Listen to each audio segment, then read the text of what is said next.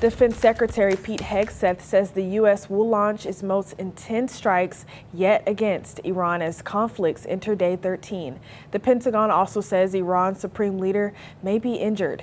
Meanwhile, the U.S. death toll has risen to 11 after a deadly aircraft crash in Iraq. Natalie Brand reports from the White House.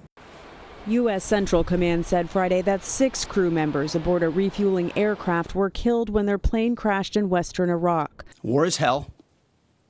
War is chaos. And as we saw yesterday with the tragic crash of our KC-135 tanker,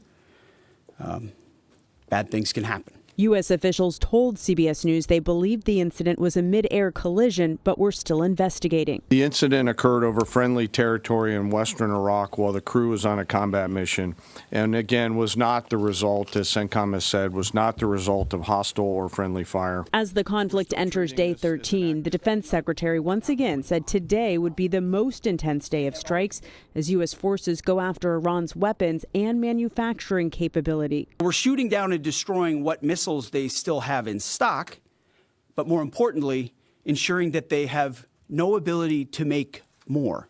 Secretary Hegseth also said the U.S. believes Iran's new supreme leader is wounded and likely disfigured. Do you believe he's alive?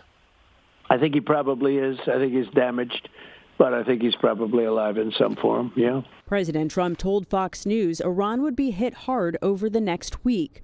But as disruptions in the Strait of Hormuz rattle oil markets, the Trump administration announced it would allow countries the short-term purchase of Russian oil stranded at sea, arguing it will not provide significant financial benefit to the Russian government. European allies are pushing back, Germany's chancellor calling the decision wrong, concerned it could prolong Russia's war on Ukraine. Natalie Brand, CBS News, the White House.